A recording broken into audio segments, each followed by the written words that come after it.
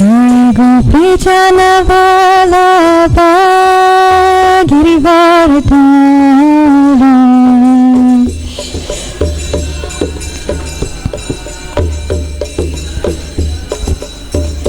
Jai Gopi Jana Vallabha Girivardhara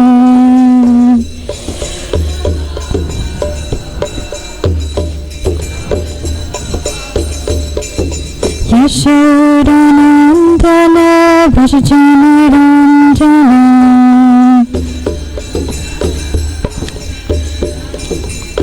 Yashodanandana Vrajajanaranjana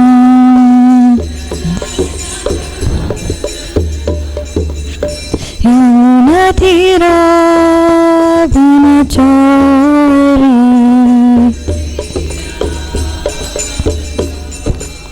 Yamunatira Vinachari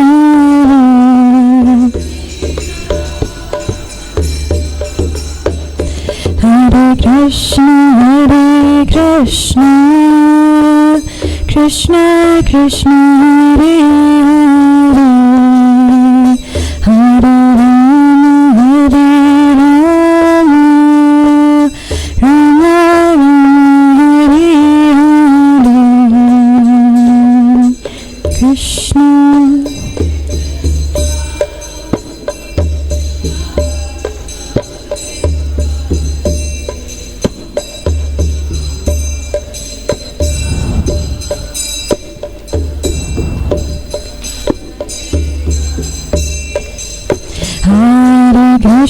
Hare Krishna Krishna Krishna Krishna Hare Hare Hare Rama Rama Rama Hare Hare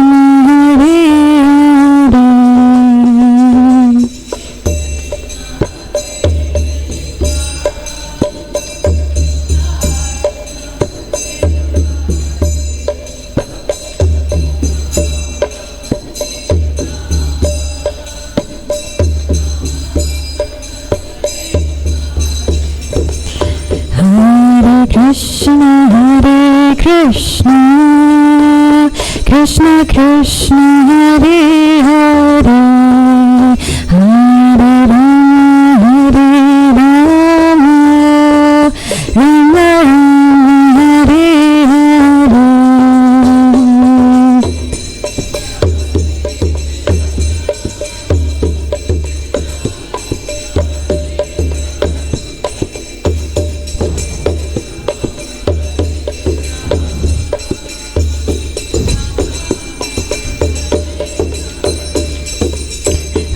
Hare Krishna Hare Krishna Krishna Krishna Hare Hare Hare Rama Rama Hare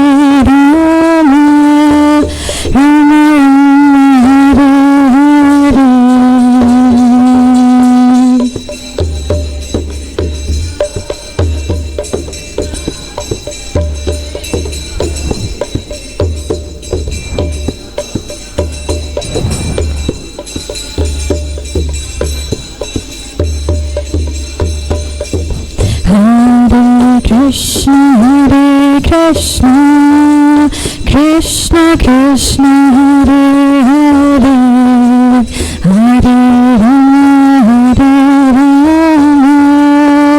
Hare Krishna Krishna Krishna Hare Hare Hare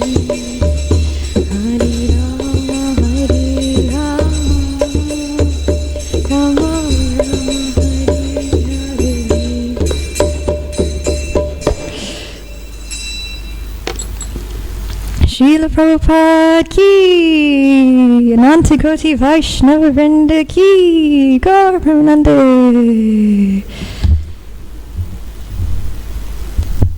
Hare Krishna. Welcome everyone to Srimad Bhagavatam class. So we are reading from the 4th canto, chapter 9, entitled Dhruva Maharaj Returns Home, and we are on text number 11. Bhaktim, you can repeat, Bhaktim Muhu Pravahatam Tvayi Me Prasango Bhuvyat Ananta Mahatam Amalashayanam Yananjasopanam Uru Vyasanam Bhavaptim Nashye Bhavat Guna Katamrita Pana Mata Bhakti Muhu Pravahatam Tvayime Prasango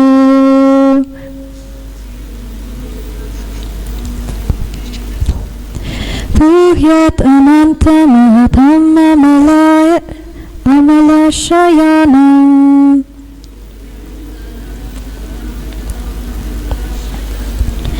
Yananjasolpanam Uruvyasanam Bhavaptim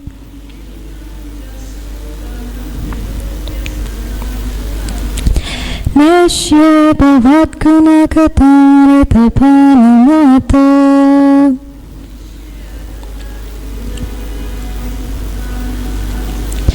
Bhaktim Muhu Pravahatam Tvayime Prasango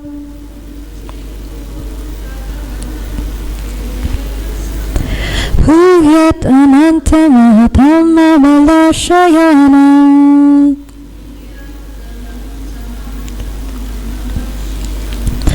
Yananjasopanam Uruvyasanam Bhavaptim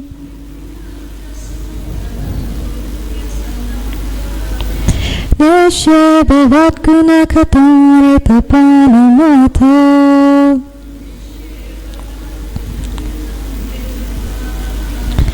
Bhaktim Muhu Pravahatam Tvayime Prasango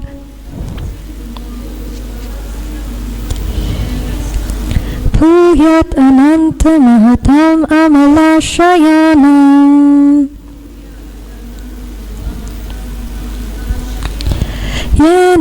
Yananjasopanam Uruvyasanam Bhavaptim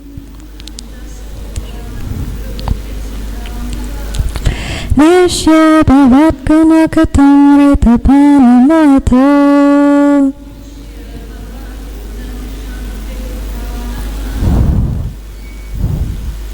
Harish.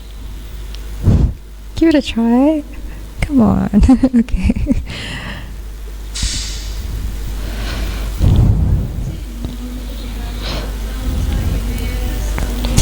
Bhaktim Muhu Pravahatam Tvayime Prasango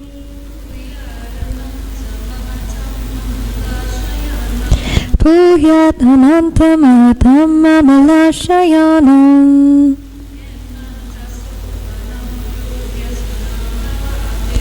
Yananjasolpanam Uruvyasanam Bhavaptim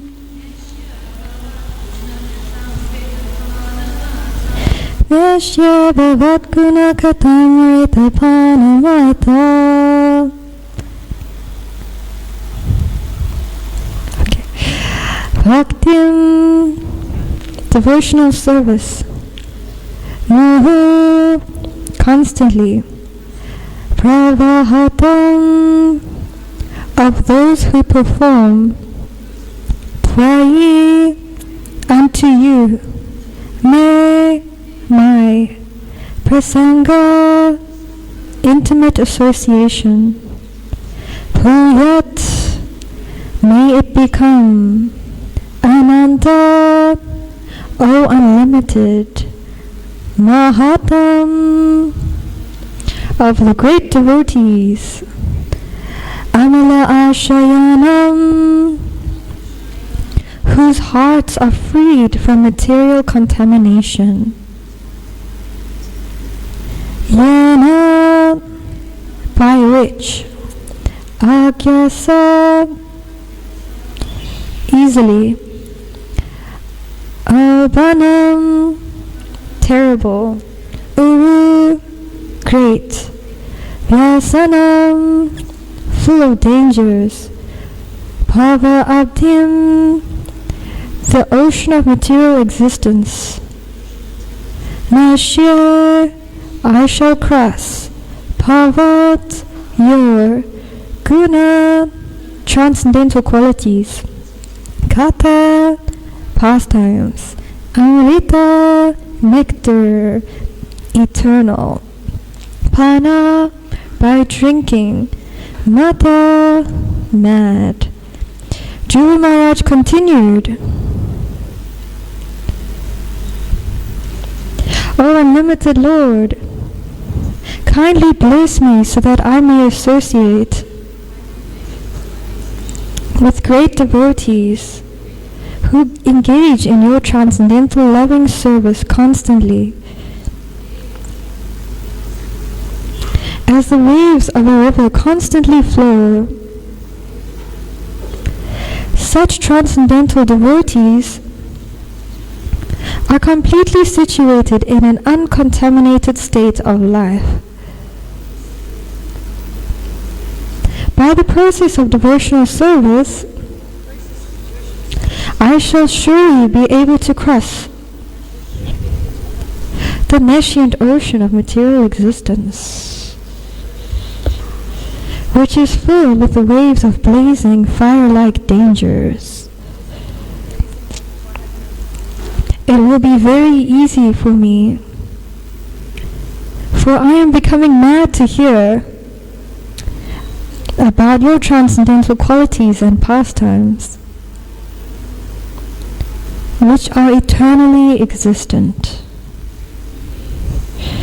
So, translation and purport by His Divine Grace A.C. Bhaktivedanta Swami Srila Prabhupada. Srila Prabhupada ki! So, translation is, Dhruva Maharaj continued, O unlimited Lord, kindly bless me so that I may associate with great devotees who engage in your transcendental loving service constantly.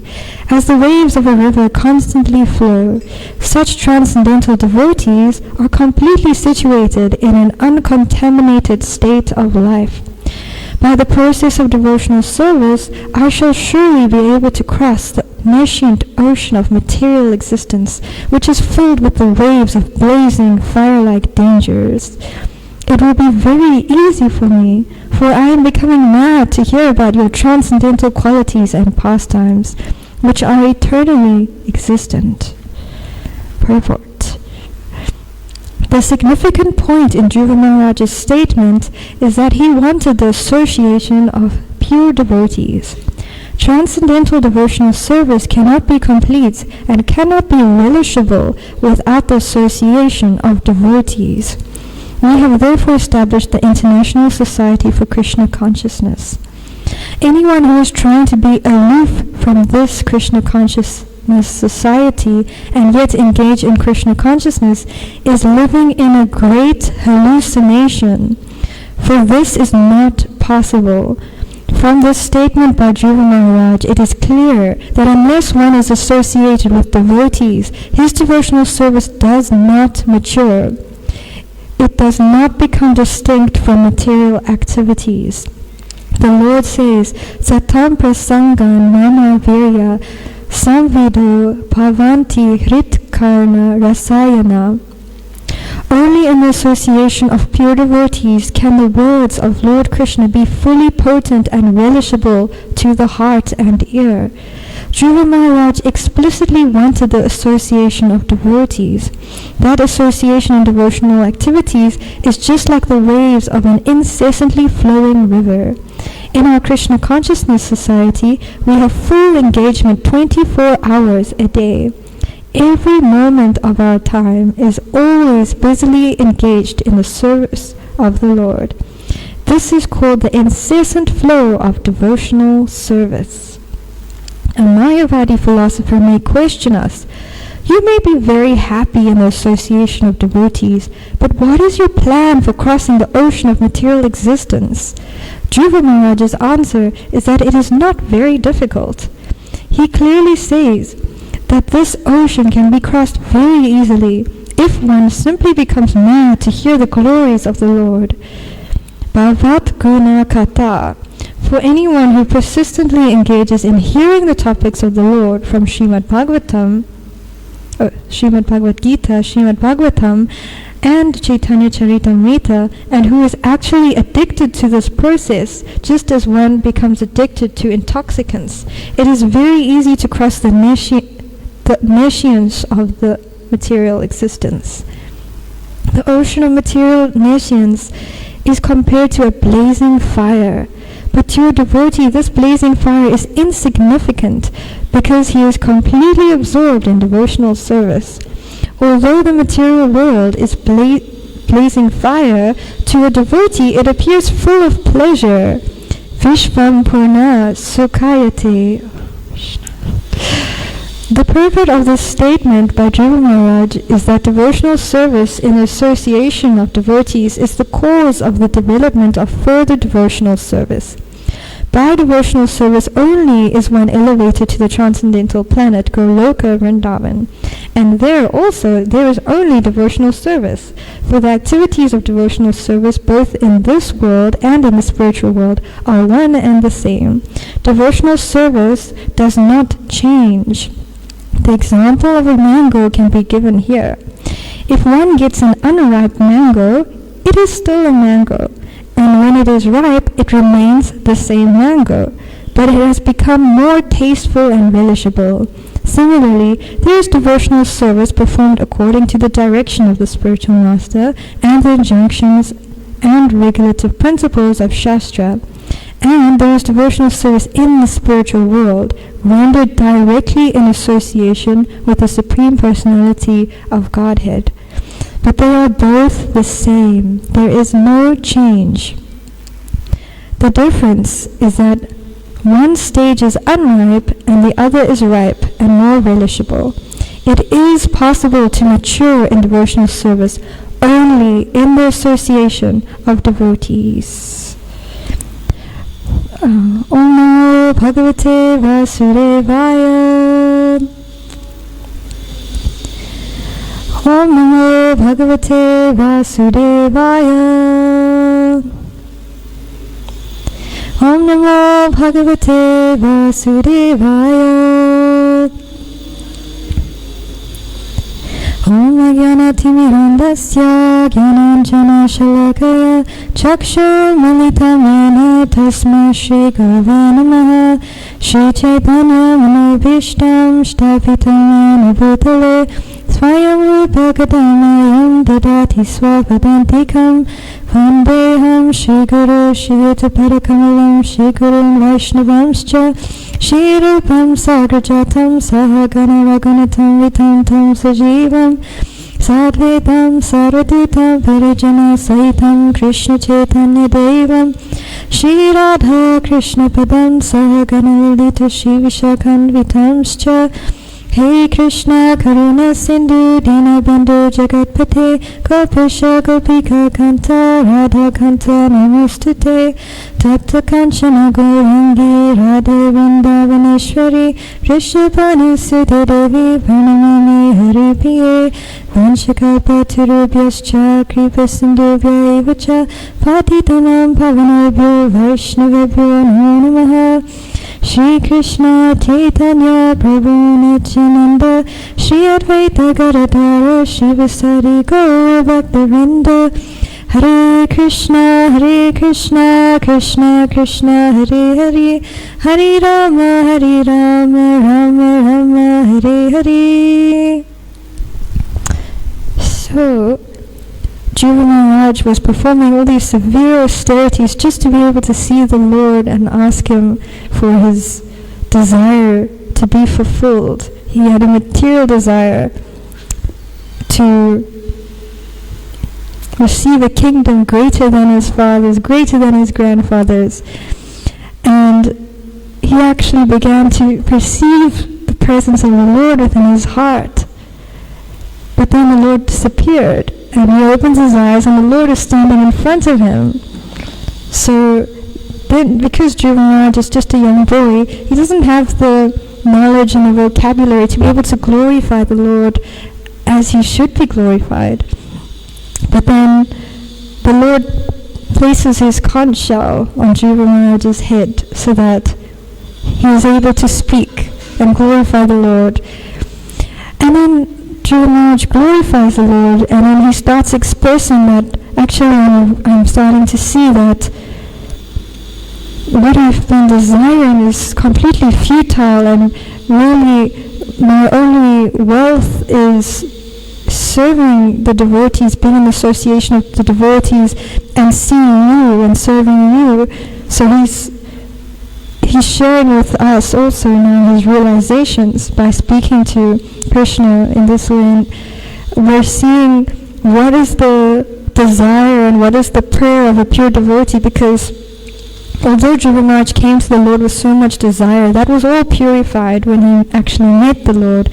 And now we're hearing what his desires are now after having been purified. And what is that desire? It's to associate with the pure devotees of the Lord. That's his desire. So that's what he's asking for. And so let's just read the translation and purport and go through that again.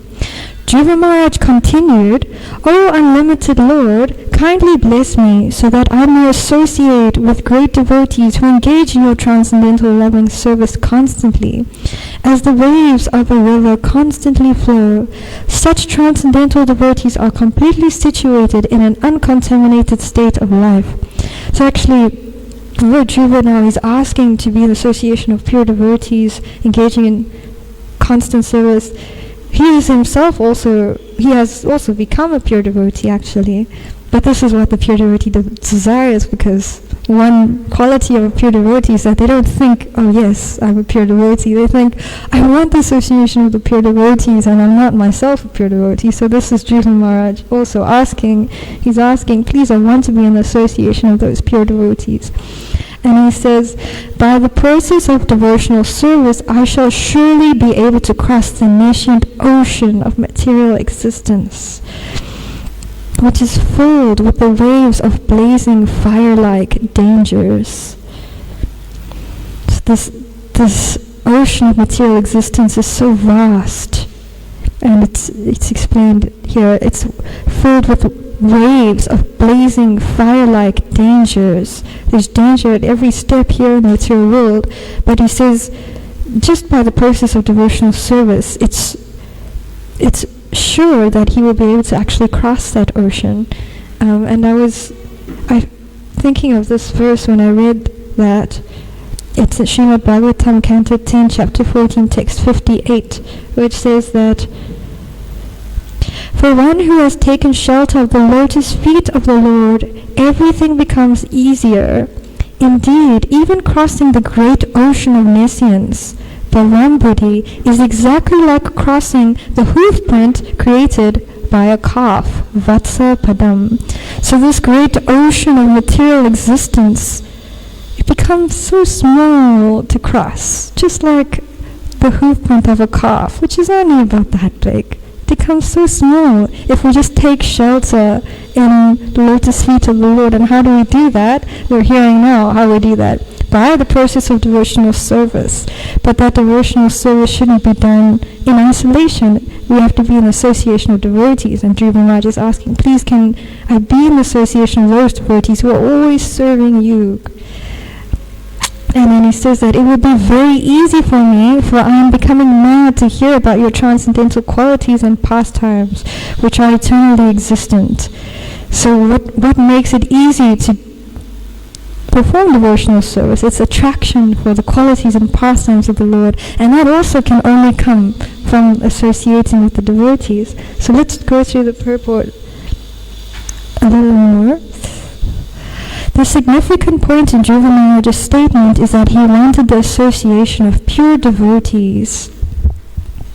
Transcendental devotional service this is really, really important. I feel like we should read it twice, more than twice, but now let's just read it twice. Transcendental devotional service cannot be complete and cannot be relishable without the association of devotees.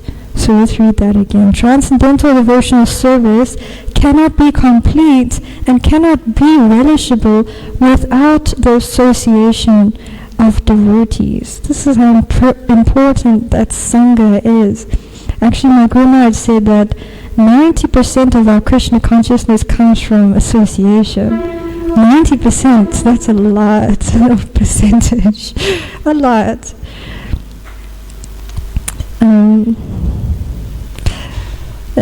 Because Shri Radharanath ki, Srila Prabhupada ki. His Holiness Radhanath Maharaj told me that we become like that which we associate ourselves with. And there's also a beautiful part in Nectar of Devotion which explains that if we associate with the flower-like devotees of the Lord, and if our hearts are clear like a crystal, then we will start to reflect those same qualities that of the devotees with whom we are associating. So this is how powerful association is, but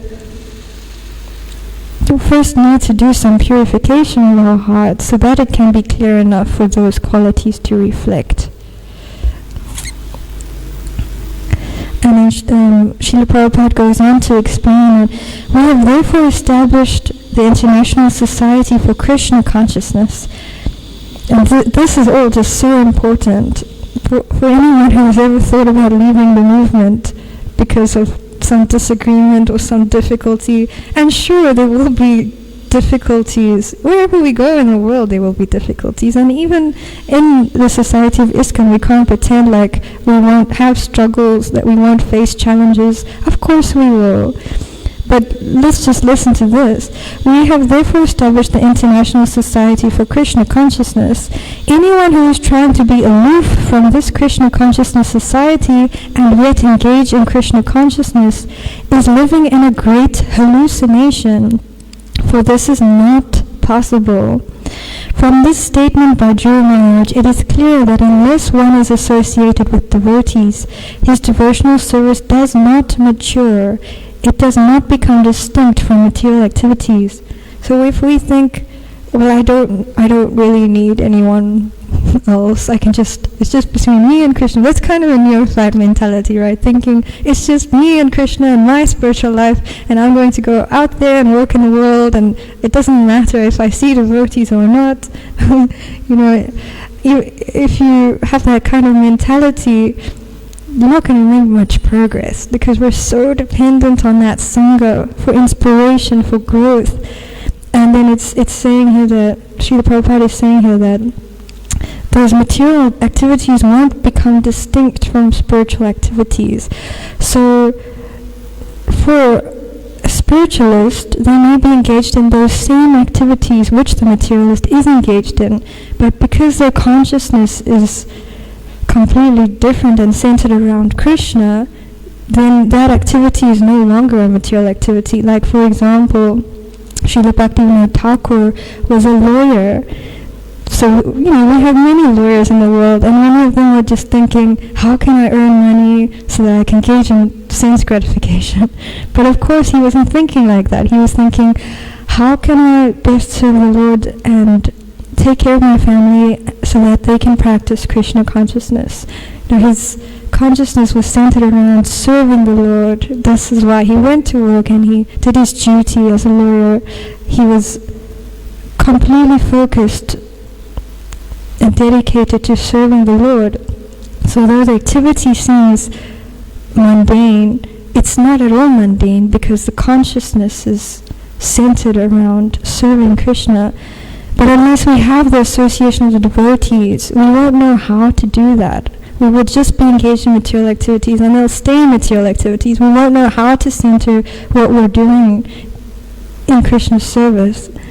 The Lord says, Satam prasangamana virya samvido bhavanti hrit karna rasayana.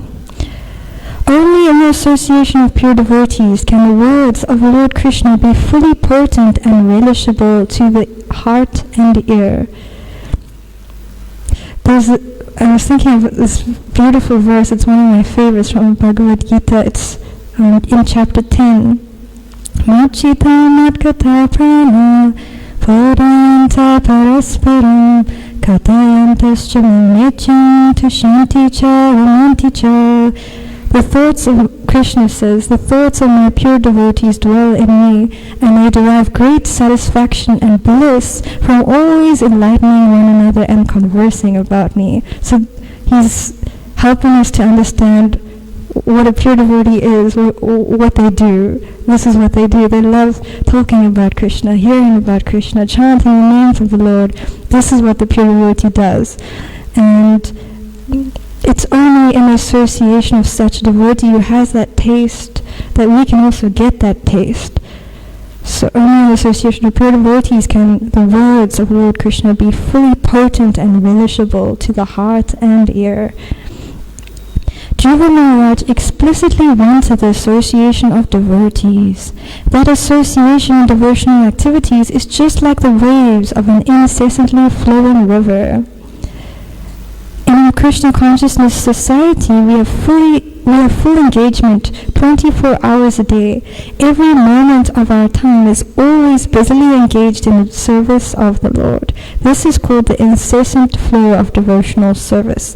So it's interesting that after speaking about how Dhruva Maharaj is wanting this association with the devotees who are always engaged in devotional service, then Srila Prabhupada speaks about how in the Krishna Consciousness Society the devotees are always engaged in devotional service. So there's a bit of a link there we can see. One time Srila Prabhupada was asked, how many pure devotees are there in the world? And then he said, how many devotees are there in ISKCON?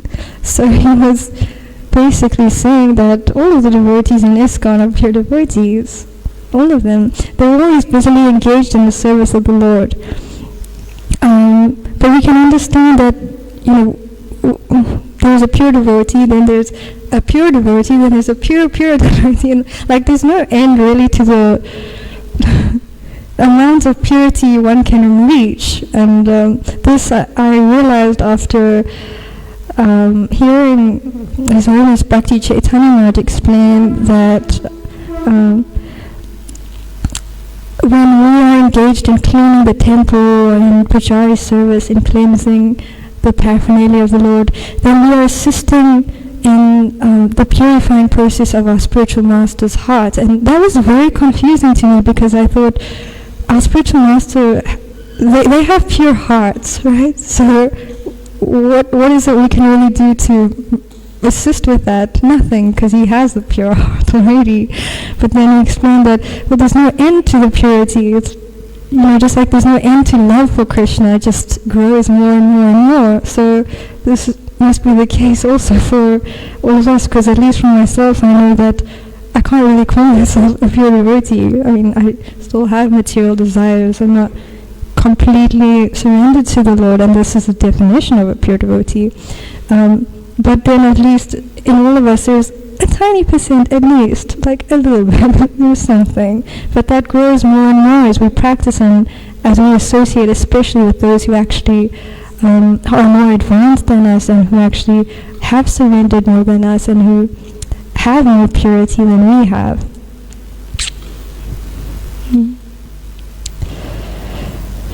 A Mayavad philosopher may question us. You may be very happy in the association of devotees, but what is your plan for crossing the ocean of material existence?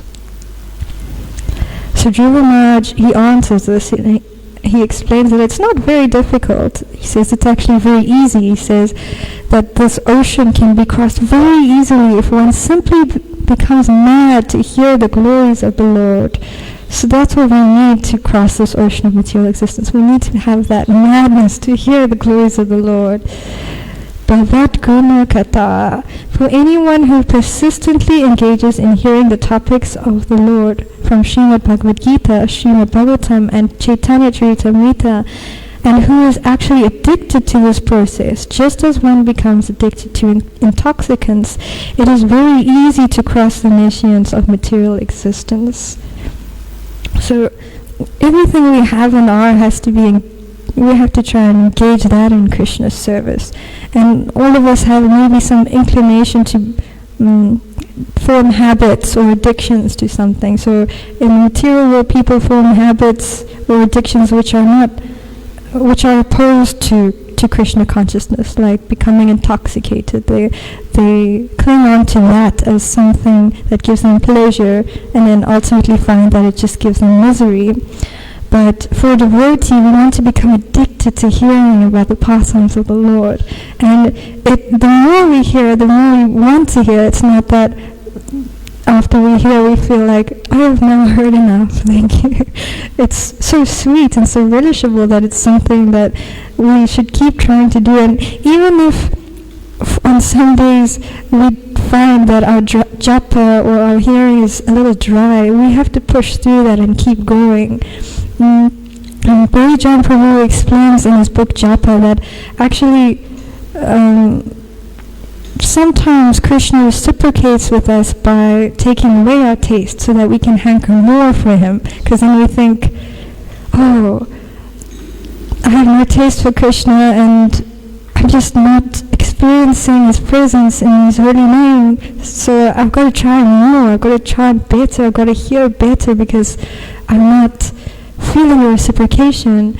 And there's that verse, Ashlishya Vapadaratam Pinashtumam, that the devotee starts to experience the mood that, well, Krishna, it's your decision how you reciprocate with me. If you handle me roughly by your embrace, or make me broken-hearted by not being present before me, still, it's your decision. You're completely free to do anything and everything you want. I'm still your servant. So if Krishna sees that, yes, although it's so hard for us and we're still trying, then he becomes very pleased by that. When we can see that although it's so hard and Krishna's not seeming to reciprocate, this is his mercy, this is his reciprocation. And we have to try harder, we have to try to hear the holy names again.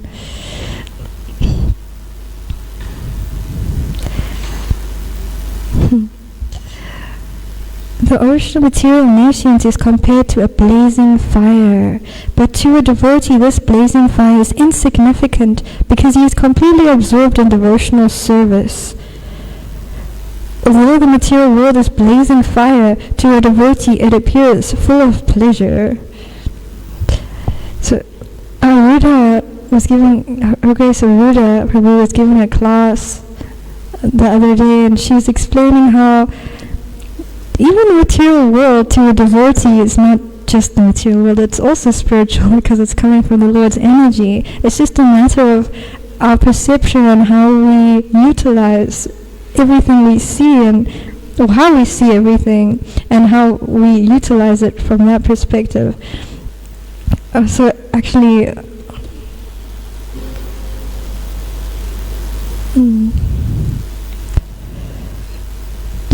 so even the illusory energy of the Lord is not just material, it's coming from the Lord, and everything for the pure devotee is spiritual because everything can be used in the service of the Lord. So there isn't really just material nature on its own, it's never like that. So for a devotee, the material world, even though we can understand that it's a blazing fire, it's full of danger, and it's a painful place to be in, for the devotee, it appears to be just full of pleasure, not material pleasure. They don't care for sense gratification, but they find pleasure in being absorbed in the Lord. Like some exalted Vaishnavas, sometimes terrible things would happen to them. Like Srila Haridas Thakur was beaten so many times, but he was so happy because he was just absorbed in the Lord. He had this complete absorption. And even the real Gangamata Goswamini, she was thrown into jail, and she didn't mind because she was just chanting and she was absorbed in the Lord, although she was in jail. And many devotees, many Vaishnavas, they are placed into these circumstances which are so difficult, in this blazing fire of material existence, but they don't mind, and they just are completely absorbed.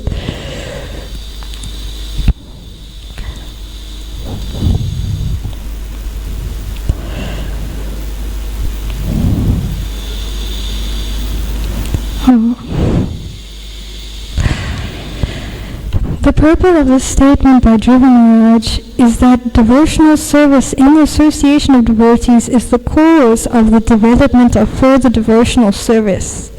By devotional service only is one elevated to the transcendental planet, Goloka Vrindavan, and there is only devotional service, for the activities of devotional service, both in this world and in the spiritual world, are one and the same. Devotional service does not change. So, for some processes in this world, they have a beginning and they have an end. But devotional service is not like that. It's an eternal process, and it's increasingly sweet. It's increasingly nectarian. So it's not that we chant to finish chanting. It's not that we serve to finish serving. We chant to be able to chant more, and we serve to be able to serve more. It's not something that starts and ends. It's something that we have reawakened and are continuing and will continue. And it becomes sweeter and sweeter and sweeter as we go along. So what we're doing here now in the material world, it's something that will continue in the spiritual world. The designation of our service may differ. Like here, maybe we're sweeping the floor. Maybe we're dressing the Lord, maybe we're cooking for the devotees, and in the spiritual world, maybe we are playing with Krishna or his friend, his cowherd boyfriend. We don't really know, but the service is there. The service will always be there, although the designation may change, and our relationship with Krishna will be much more intimate there than here. It can be intimate here also, depending on our consciousness and our level of advancement. But devotional service is something that's continuing and continuously sweet. And Srila Prabhupada gives this example. The example of a mango can be given here. If one gets an unripe mango, it is still a mango, and when it is ripe, it remains the same mango, but it has become more tasteful and relishable.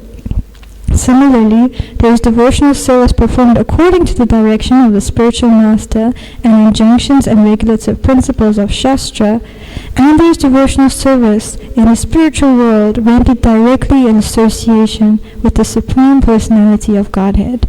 But they are both the same. There is no change.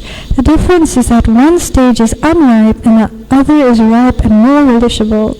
It is possible to mature. It is possible to mature in devotional service only in the association of devotees. And Srila Prabhupada gave this mango analogy in another lecture on the Srimad Bhagavatam in 1971. He said, "Mango is so nice, either ripened or unripened. It is always good.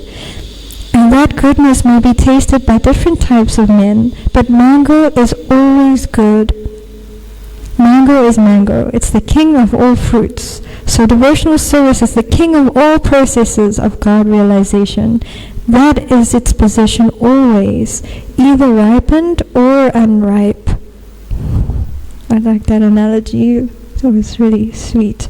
This mango, even if it's unripe, it's still a mango. It just gets sweeter and sweeter.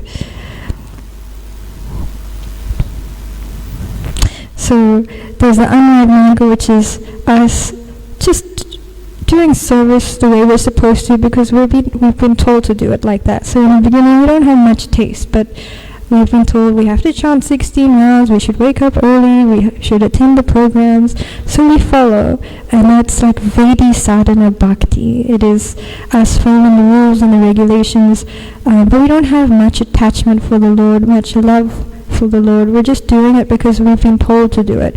We have to start with that, because we have to start with something. And then later we start developing Raganuga sadhana bhakti, which is spontaneous devotional service. And then if it's a ripe mango, if this devotional service is a ripe mango, then it's more within that category where we're rendering devotional service in association of the Supreme Lord. So it's a much more advanced level, that ripe mango.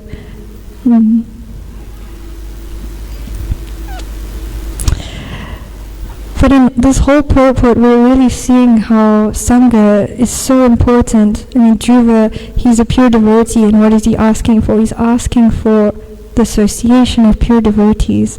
And it's really that Sangha, that association, that holds us up and carries us forward and helps us to stay focused on what we're doing. And the less we're taking shelter in Sangha, the more we'll actually fall away from the process of devotional service. And the more we do take shelter in that Sangha, the more the process of devotional service actually becomes accessible to us. So we have to learn how to take shelter in the association of pure devotees. And a pure devotee is someone who loves Krishna. And each and every devotee who's trying has that. They have some love for Krishna. And in ISKCON, everyone is serving Krishna all the time, incessantly, just like the description here, being like a river. This incessant service is coming from their hearts. And actually that's one of the definitions of a pure devotee in the Nectar of Devotion, which Srila Rupa Goswami gives, is that he is always anxious to utilize his time in the devotional service of the Lord. He does not like to be idle. He wants service always, 24 hours a day, without deviation. So they have taste for service, the devotees in ISKCON. Maybe not all of us, but there are many. And Urmila, when she was speaking to Srila Prabhupada, he explained to her that chanting and dancing are symptoms of loving God. So all of these little symptoms, like serving all the time, chanting and dancing in the kirtan, or reading Bhagavatam, discussing Krishna's pastimes in association with devotees, that's actually all happening here within ISKCON. And we also have to remember that as much as we really need to take shelter in association of devotees, we also need to try to cultivate a space where people can come in and associate with the devotees and feel comfortable to do that.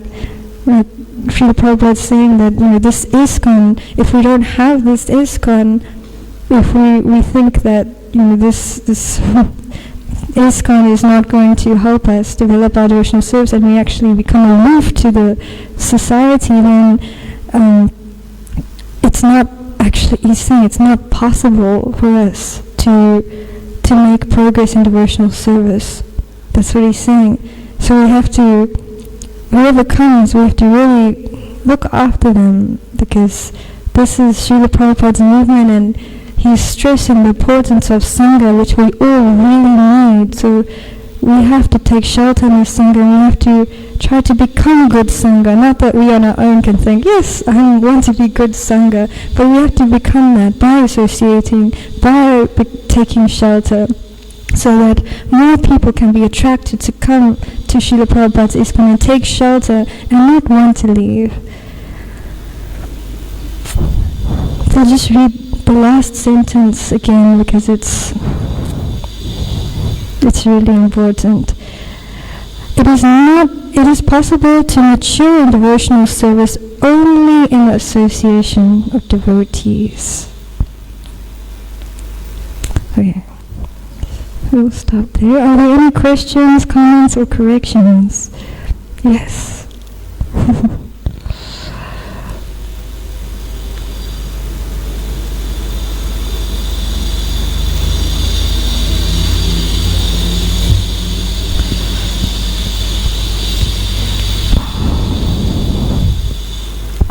So my question, recently I'd met someone who was kind of put off institutions and things like that because they had bad experiences with people in institutions. So how do we get through to people that say they want to kind of do their own spiritual practice and not be part of a institution? Well, our institution is meant to cultivate independently thoughtful men and women.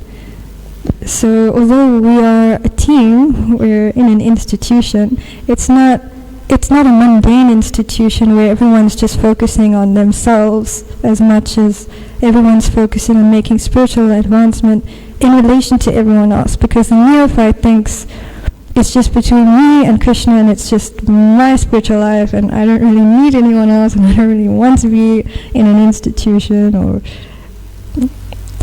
but actually we do need Sangha, like we were just reading, we really need that and we really actually need the institution, but the focus shouldn't be it's just me and Krishna. It should be that we are helping each other.